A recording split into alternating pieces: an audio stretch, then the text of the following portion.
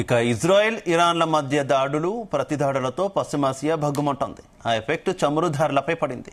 అంతర్జాతీయ మార్కెట్లో petrol diesel ధరలు 12% పైగా పెరిగాయి.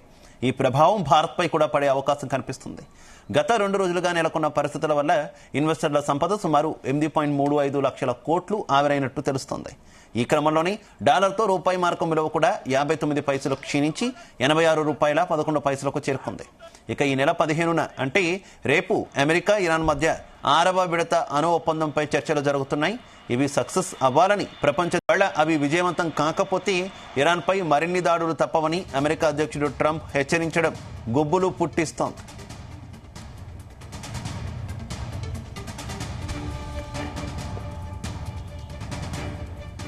రేటికి ఇదే విషయానికి సంబంధించి మరింత సమాచారం మా కరెస్పాండెంట్ రవిప్రసాద్ అందిస్తారు. Ravi Prasad. Good morning Shiva. Overall గా మార్కెట్లు చూసుకుంటే ఒక గత 2 రోజుల నుంచి కూడా అసలు కరెక్ట్ చెప్పాలంటే ఒక 1 వీక్ నుంచి కూడా ఇరాన్ అండ్ ఇజ్రాయెల్ ఒక యుద్ధ భయాలు అయితే మార్కెట్ సెంటిమెంట్ అయితే బాగా దెబ్బతీశాయని చెప్పాలి. లాస్ట్ 2 డేస్ నుంచి అయితే మార్కెట్ నెగిటివ్ లోనే ట్రేడ్ అవ్వడం జరుగుతుంది. అండ్ ఓవరాల్ గా గ్లోబల్ క్యూస్ లోకల్ క్యూస్ బాగానే ఉన్నా సరే గ్లోబల్ క్యూస్ మాత్రం బాగా ఎఫెక్ట్ ఇచ్చాయని చెప్పాలి. సో దాని పరంగా ముఖ్యంగా చూసుకుంటే ప్రపంచ మార్కెట్ల బలహీనత, ఆసియా మార్కెట్లన్నీ నష్టాల్లో ముగియడం, ఐరోపా మార్కెట్లు కూడా నష్టాలతో ముగియడం, అమెరికన్ మార్కెట్లు కూడా మొత్తం నష్టాల్లో ఉండడం అండ్ నాస్డాక్ వచ్చేసి 1.55% అండ్ 0.80% డోజన్స్ వచ్చేసి నష్టపోవడం అండ్ ప్రతికూల వాతావరణ పరిస్థితులు కూడా తీవ్ర ప్రభావం చూపించాయని చెప్పాలి. And compare to dollar rupee value వచ్చేసి 86.11 వద్ద ముగిసింది. రూపాయి బలహీన పడడం కూడా మార్కెట్లపై ప్రతికూల ప్రభావం చూపించిందని చెప్పాలి. అండ్ ఎఫ్ఐఏలు అండ్ డిఐలు కూడా అంటే సెల్లింగ్ లో ఉండడం అనేది కూడా బాగా మార్కెట్ ని నష్టపరిచాయని చెప్పొచ్చు. ముఖ్యంగా ఒక్కరోజే నిన్న చూసుకుంటే ఎఫ్ఐఏలు 1,264 కోట్ల విలువైన షేర్లను అయితే అమ్మేశారు. డిఐలు చూస్తే 3,041 కోట్ల షేర్లు అయితే కొనుగోలు చేయడం జరిగింది.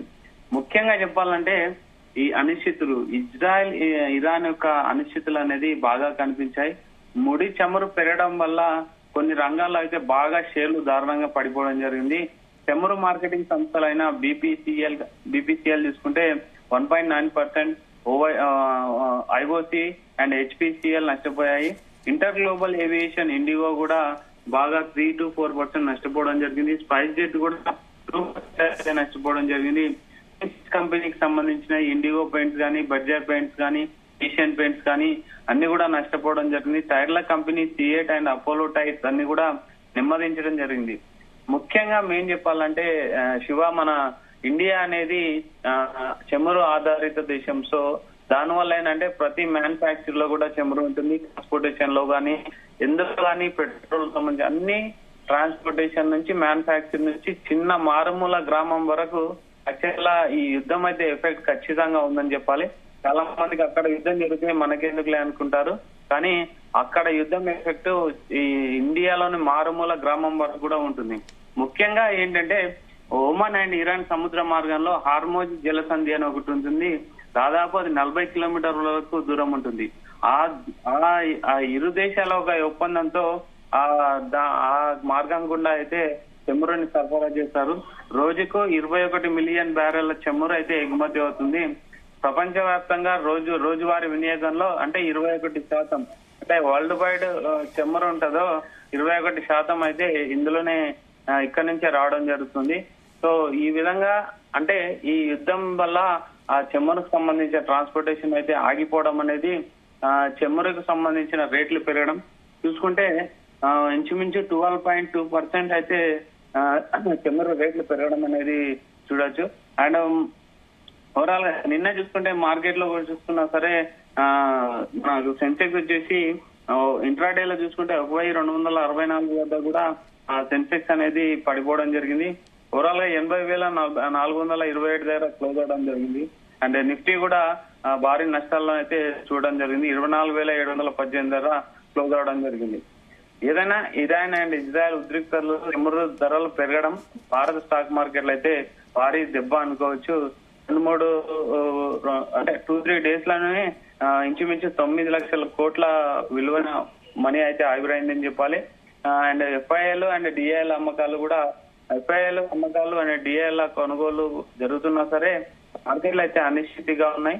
ఓవరాల్ గా అంటే ఈ యుద్ధం ఆగితే తప్ప మార్కెట్లు కొంచెం ఒక లెవెల్ కంటే మన ఇండియా మార్కెట్ అనే కాదు గ్లోబల్ ఫ్యూస్ మార్కెట్ మొత్తం కూడా ఈ యుద్ధం ఆగితే తప్ప ఏం చెప్పలేమని చెప్పొచ్చు.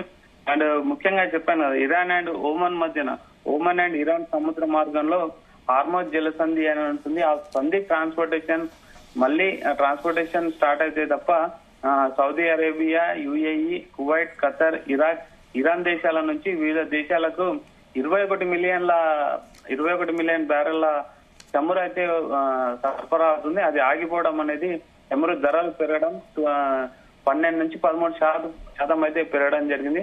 సో దాని విధంగా మొత్తం ప్రపంచ దేశాల మీద ఎఫెక్ట్ అయితే ఉందని చెప్పాలి Shiva. Right, okay, thank you Ravi Prasad.